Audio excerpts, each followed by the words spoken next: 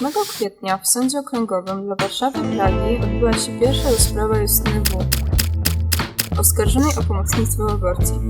Przekazała ona tabletki poronne Ani, której przemocowy partner uniemożliwił już raz wyjazd za granicę w celu przeprowadzenia aborcji.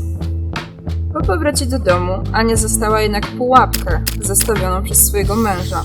Patrol policji odebrał jej otrzymane leki, a sprawa została skierowana do prokuratury. Niestety, nie jest to odosobniony przypadek. Kobiety w niechcianych ciążach są o wiele bardziej narażone na przemoc domową, a w Polsce ten przemocowiec ma w rękach jeszcze jedną, bardzo silną broń. Prawo, które zabrania pomocy w aborcji. Stygma aborcyjna. Nie ma czegoś takiego jak aborcja na żądanie. Ta decyzja, decyzja kobiety, to jest rozwiązanie prawne gwarantujące kobiecie bezpieczeństwo. To jedno, ale przemoc, na jaką narażone są kobiety właśnie dlatego, że tej aborcji dokonać nie mogą, to druga, bardzo poważna strona problemu.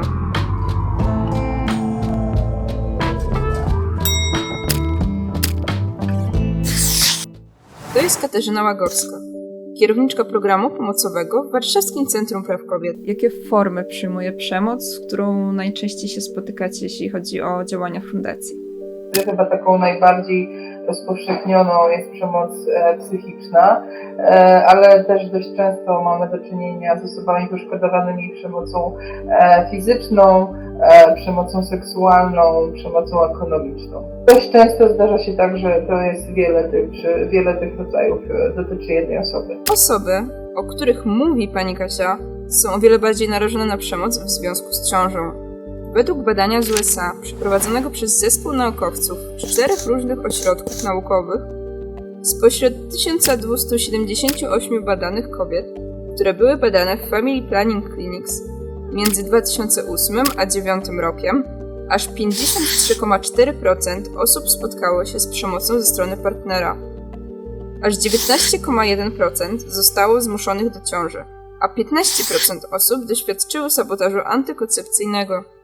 Przypomnijmy, mowa tu o osobach, które już w tej ciąży się znalazły. Przymus zajścia w ciążę jako działanie przemocowe przybiera wielorakie formy. Partnerzy potrafią utrudniać kobietom dostęp do bezpiecznej antykoncepcji, np. przez dziurawienie kondomów, celowe ukrywanie pigułek, zdejmowanie prezerwatywy pokrojomów w czasie stosunku, a nawet całkowite uniemożliwianie stosowania jakichkolwiek środków. W jaki sposób? Chociażby poprzez manipulację emocjonalną. Aż 48% kobiet usłyszało od swojego partnera słowa pokroju: gdybyś mnie kochała, dałabyś mi dzieci. Przemocowi faceci często również beztrosko podchodzą do stosunku. W końcu nie grozi im niechciana ciąża, czy hyperbolizują odczucia w trakcie seksu. Gumki są dla mnie za małe, bez gumki jest przyjemniej. Ogólnie przemoc się sprowadza do tego, żeby mieć kontrolę nad kimś. Jakikolwiek rodzaj przemocy stosuje się po to, żeby mieć władzę i kontrolę. I w przypadku, o którym rozmawiamy, to jest o tyle skomplikowane, że często te osoby, które temu podlegają, nie do końca sobie zdają sprawę z tego, że to jest przemoc. Bo jeśli się jest w relacji romantycznej, w związku małżeńskim, no to się wydaje, że jest to pewien rodzaj obowiązku i często też tak się to nazywa. W każdym przypadku powinna kobieta się zgadzać na seks i kontakty seksualne z partnerem czy z partnerką. I w takiej sytuacji otwieramy szerokie pole dla osób przemocowych do tego, żeby tą swoją partnerkę, która ma właśnie takie poczucie obowiązku wręcz, wykorzystywać i nadużywać tej jej wolności czy reprodukcyjnej, czy po prostu seksualnej, nadużywać jej ciała. Przemocowym facetom zależy na tym, żeby osoba zaszła w ciążę. Jest to kolejny sposób na zatrzymanie przy sobie partnerki. W naszej kulturze nadal utrzymuje się przekonanie, że kobieta zrobi wszystko dla dobra dziecka, a przecież rozbijanie rodziny, odchodząc od partnera, nawet jeśli bije, jest nadal źle widziane w opinii publicznej. Kobiety dotknięte przymusową ciążą mają jeszcze bardziej utrudnioną drogę ucieczki od oprawcy. Muszą martwić się nie tylko o własne bezpieczeństwo, fizyczne jak i ekonomiczne, ale i dzieci. No tak, moja historia i historia Ani to są tak jakby, takie, wiesz. Dlatego, że tak, obie byłyśmy w 12 tygodniu, obie doświadczałyśmy przemocy, obie nie mogłyśmy sobie poradzić z z przerwaniem ciąży, próbując różnych rzeczy. Ja trochę w inny sposób, ona trochę w inny. Ja, która znalazłam osoby, które mi powiedziały: hej, tabletki od organizacji Women i ona, która dostała tabletki. Więc tych podobieństw było bardzo dużo. Natomiast ja normalnie nigdy nie wysyłam tabletek. Ja bardzo dobrze wiem, jakie jest prawo, jakie jest ryzyko, żeby móc robić to przez wiele, wiele lat. No ja muszę się też nauczyć. Natomiast to była sytuacja, w której nie tylko fakt tych podobieństw naszych życiowych, ale też to, że to był początek pandemii. To była sytuacja, w której w zasadzie nie było wiadomo, czy przesyłki będą dochodziły, czy nie będą dochodziły. Zamykanie granic nam się w głowach pojawiło, jak brak możliwości wyjazdu z kraju.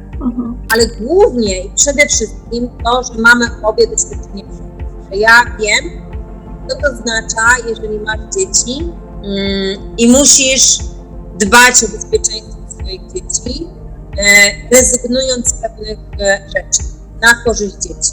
Jak musisz je chronić, żeby nie widziały pewnych rzeczy, żeby nie doświadczyły pewnych rzeczy, a jednocześnie jak się wystawiasz, jak bardzo się wystawiasz, jak wystawiasz swoje emocje, swój stres, a jednocześnie jak go chowasz, bo go musisz schować, bo masz dzieci. I to jest takie trochę samo zapętlające się doświadczenie, gdzie w zasadzie nie ma wyjścia do momentu, że ktoś ci nie wyciągnie rękę i nie powie: hej, łap się, trzymaj się, po prostu nie dasz sobie. Nie musisz być politykiem, lekarzem czy sędzią, aby czynnie wspomóc osoby w ich świadomym wyborze. Wystarczy, że okażesz wsparcie osobom w swoim najbliższym otoczeniu. Decyzja powinna być tej konkretnej osoby i niezależnie od tego, jaka ta decyzja jest. To może być decyzja o kontynuowaniu ciąży, jak i decyzja o przerwaniu ciąży. I my, niezależnie od tego, jaka ta decyzja jest, wspieramy te osoby w tych konkretnych decyzjach, bo to jest ich decyzja i ich własna, podjęta na podstawie różnych rzeczy. No też gdzieś pojawia się bardzo często w tych relacjach zwłaszcza małżeńskich, ale i też w takich związkach nieformalnych takie oczekiwanie, że właśnie pojawi się potomstwo i niekoniecznie chce się słuchać tej drugiej strony, która no nie ma gotowości na przykład do tego. To też wynika z badań, też z naszej obserwacji, że w wielu przypadkach ciąża też jest takim pewnego rodzaju katalizatorem do powstania zachowań przemocowych. Mówię już nawet o przemocy fizycznej. Psychiczna też bardzo często właśnie zajście w ciążę jest początkiem tej takiej przemocowej relacji i zachowań przemocowych ze strony partnera. Niestety, wiele wzorców zachowań przemocowych wyciągamy z domu, ale nawet w sytuacjach, w których porównujemy równe ilościowo grupy chłopców i dziewczynek z takimi doświadczeniami, okazuje się, że faceci mają większą tendencję do bycia sprawcami przemocy, a kobiety jej ofiarami. Dlatego ten proces jest tak ważny. Jeśli sąd uniewinni Justynę, może okazać się to bardzo ważnym precedensem w kwestii bezpieczeństwa kobiet, ale chyba przede wszystkim ich praw. Aborcja ratuje życie, nie tylko w przypadkach takich jak Izy z Pszczyny, ale również takich jak Justyny, czy Ani, czy każdej z nas. Ja widzę trochę po swoim życiu i też trochę po dzieciakach swoich, jak ważne jest, żeby mieć spokój, przede wszystkim w domu, jak to wpływa na rozwój, jak to wpływa na psychikę, nawet jak masz gorszą, sytuację w swoim życiu, to nie masz tego balastu, który jest z powodu przemocy. Na ekranie umieściłam listę aktualnie zgłoszonych protestów solidarnościowych, które odbędą się 14 lipca.